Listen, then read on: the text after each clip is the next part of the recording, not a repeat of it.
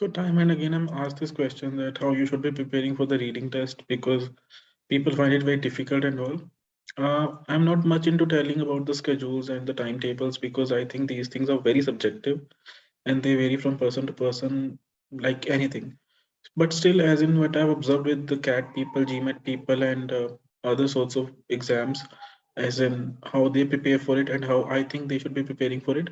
Personally, I never have had any problems with the reading test of IELTS because I had done something more difficult, some things more difficult, I would say.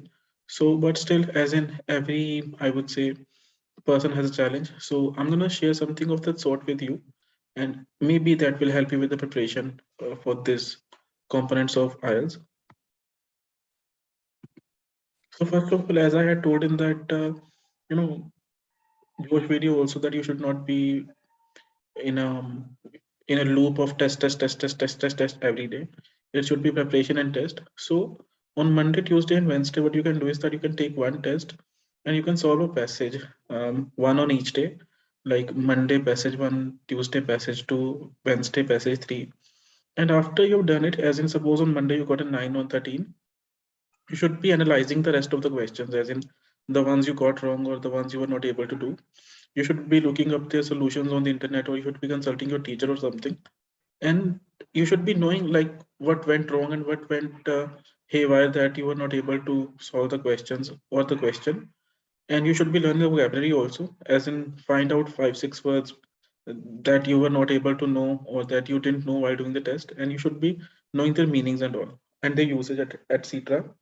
There should be no timer for these tests, as in passages P1, P2, and P3 on Monday, Tuesday, and Wednesday. You should be focusing on the accuracy. Then take a break on Thursday because our brain needs to actually, gel with the mechanisms. So let it settle on Thursday, and on Friday, what you can do is you can take one test, complete test, and you should do it analysis only. You should not be learning the vocabulary because anything overdone is as harmful as anything underdone. So don't do it. Um, Take one test, set no timer, focus on the accuracy, and after that, suppose you've gotten 29 on 40, do the analysis of the 11 questions and see what went wrong and what you didn't know.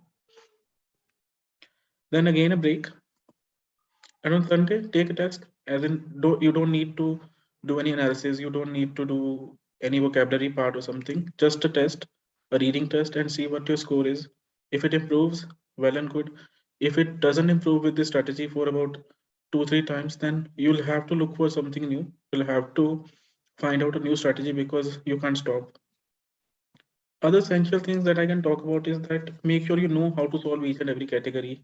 If you do not know how to do a true false not given question, as in what the mechanism is, then you should not be jumping onto a test or a passage. Learn to know, as in how to solve a true false not given question or list of headings question or anything. Keep revising the vocabulary. As in, you should not be just learning vocabulary on a day and you actually forget it the next day. You do not um, catch sight of it any other day. You should be revising vocabulary, note down the words you learn, and keep revising them. There's no end, so don't be too anxious as in how many to revise and how many to learn or something. Just do as much as you can, and use only Cambridge tests, no YouTube fuckery. And then failures are fine. Maybe the strategy won't work for you. Don't be um, you know despondent at that point because you have to search out new strategies when the other ones fail. So if this strategy doesn't work for you, we can mostly you can, because I'm busy with my students, you can look for something new that is going to help you. As in, it's natural. We are actually made in a way that we are able to find solutions to our problems. So with a calm mind, try to find a solution. And honestly, order is not something that we humans are very keen on. So that's why I'm not into telling timetables and schedules and all. So you might not be able to follow the schedule on a day. Don't panic. Give yourself another try, and you might be able to follow the schedule on the next day.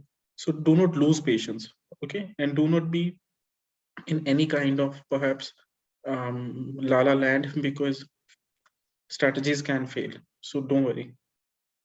Thank you.